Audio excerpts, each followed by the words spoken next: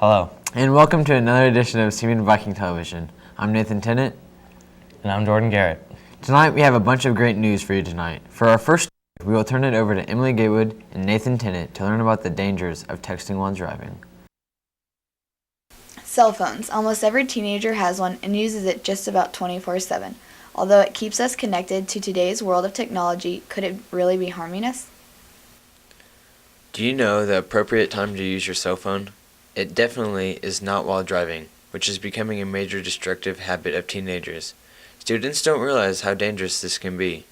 According to the National Highway Traffic Safety Administration, distracted drivers make up 80% of all crashes, 65% of all near crashes, and having texting being the number one reason for many teenagers.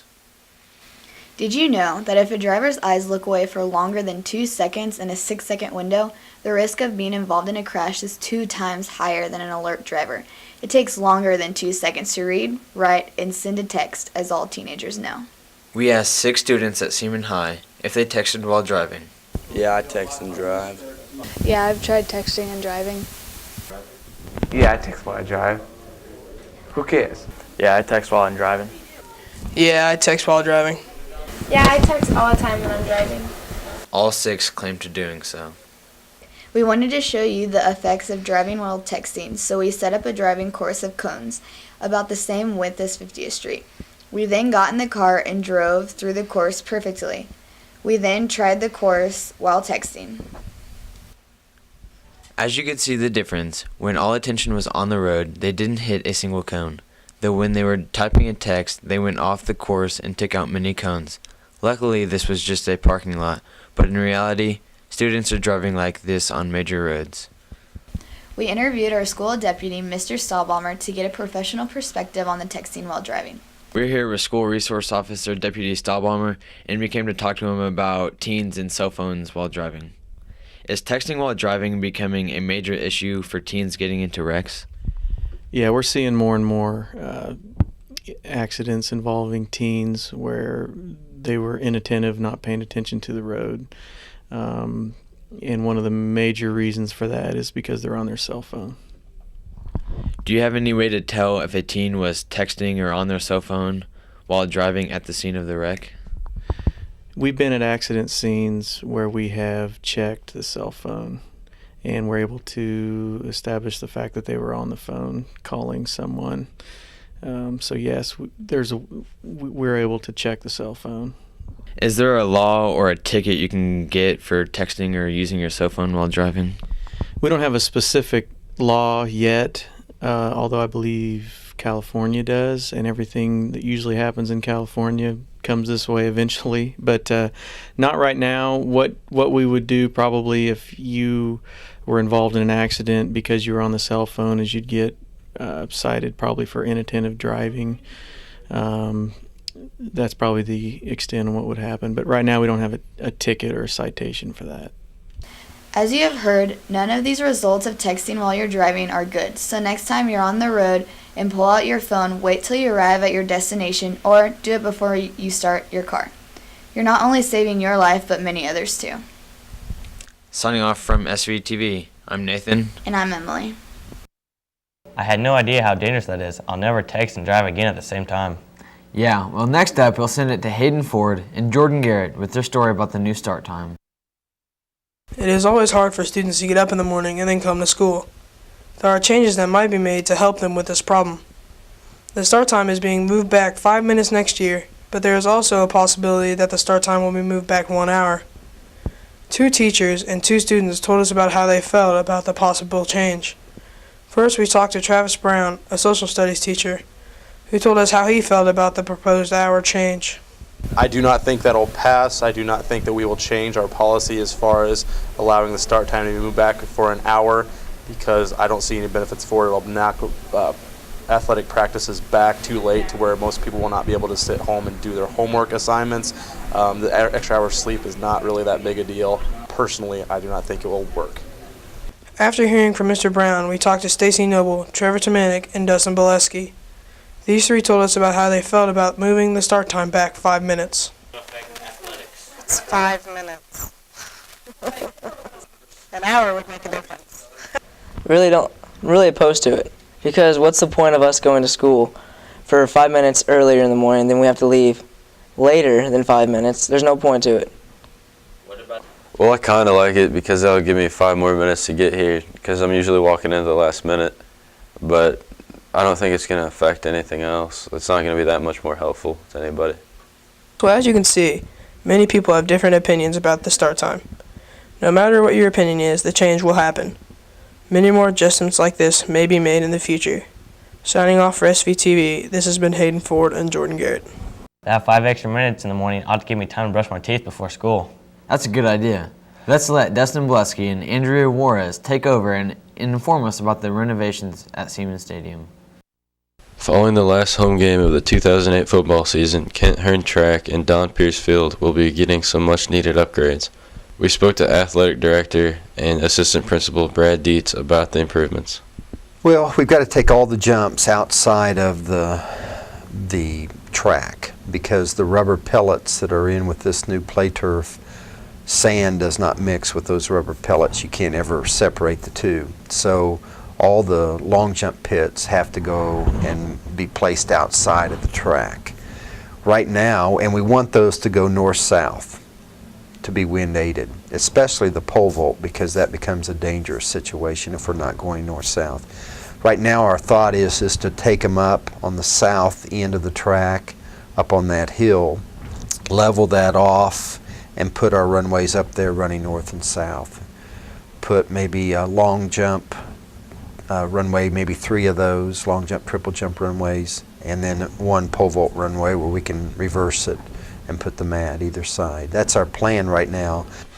The original asphalt beneath the rubber track is 30 years old and is cracking, causing the rubber to break apart. According to head coach Bob Kamian and senior runner Scott Price, conditions on the track are unfavorable. Big problem with the track is the underlayment of asphalt that's been there for all of these years. That's kind of crumbling underneath, which is creating cracks in the track, low spots, high spots. It's pretty much deteriorating, but we've got a lot of good years out of the track. I mean, it's lasted much longer than other schools' tracks have, so we're pretty pleased with that, but it definitely does need replacing. Probably the worst part is lane 1 with a big old bump right around the steeplechase that was put in when the football team needed their time clocks, and they put power lines underneath the track, and it made this huge bump. And then there's a huge crack that goes across right around the 50-yard line on the home stretch. Along with poor track conditions, the football field, usually in a pristine state, was in less than good shape last season. Football coach Scott Peterson describes the field. You know, our field, our guys really do a good job of taking care of the field. But, you know, you can't do anything about heat. And this summer, especially in August, it was really hot and really dry. And so the grass went a little dormant, and then it doesn't grow, and then it doesn't look very good. And then we also had a little problem with some grubs, I think. And so they couldn't reseed the field until right before the football season. And it just took a while to get it to grow. And then, of course, you know, if we have a little bit of rain in the fall, it gets torn up, especially when you play, you know, JV games on Monday, freshman games on Thursdays, and then varsity games on Friday. It takes a beating on the course of a season. Improvements are estimated to take about 105 working days and will last well into the 2009 track season, forcing the track team to Logan for practice and to deal out home meets to other area schools. We've talked to a few companies, and the ones that do both a track and a field at the same time, they said they need about 105 working days. Now that means if they don't work Saturdays and Sundays, then, you know, I think of 105 working days is about 3.5 months. But that'd be every day for 3.5 months. And if there's a bad day of snow or rain, that wouldn't count. So that's why we're concerned that if we do it after football, we'll probably miss the track season, not being able to have any meets out there. The good thing is that Logan will be closed down next year, and we could use Logan's track as a practice facility, and we'd have to bus our runners down there. Our throwers could still stay here because they'd still stay at the shot, the discus, and the javelin. And not every day we'd probably go down there, but there would be days we'd probably go down to Logan and use their facility. Signing off for SVTV, this has been Dustin Bileski And Andrea Juarez. I can't wait to see the brand new field. It should really make the stadium stand out. Last but not least, we turn Laramie Kirkwood and Trevor Tomanek with an update on the effectiveness of the drug and alcohol policy. Seaman High School, home of the Vikes and home of the drug and alcohol policy. The policy was put in place this year to prohibit students and student athletes from drinking or using tobacco. The policy states that if a student athlete is seen or caught drinking or doing other illegal drugs or tobacco, they will be suspended for 2 competition dates. But the question is, does it really deter the student athlete from drinking? We talked to a couple of student athletes that participate in multiple sports, Patrick Perky and Richard Opitz. They both share their thoughts on if the new drug and alcohol policy is working. Probably scares them, most of them, so they don't really want to get caught, but I don't know. I'm sure people still drink. Just a little bit, not much. And, you know, it does kind of calm it down. It does kind of help stop it a little bit. We also had the chance to catch up with head football coach and member of the Drug and Alcohol Committee, Blake Pierce, on what his thoughts are if the new drug and alcohol policy is working. You know, I'm not naive enough to think that it's going to curb all the drinking that goes on, but I would hope that, you know, the athletes that really are concerned, you know, that have respect for their coaches and their team would make the right decision in that regard. We had the question of if a student athlete violated the drug and alcohol policy, would they be letting their teammates down? Yeah, they're letting their teammates down, they're letting their parents down, they're letting their families down, they're letting the entire school down, and you know, some kids maybe don't care about that, but I would like to think that the majority of the athletes here at Seaman High School do. So yeah, kind of help the team down, because if they get caught, you know, they're really hurt the team because of the policy. For our final question, we asked Patrick Perky and Blake Pierce if they think drinking is worth missing out on games and events. Me personally, no, just because it's my senior year and I kind of want to finish it out, so no, not for me, but I'm sure some other people drink.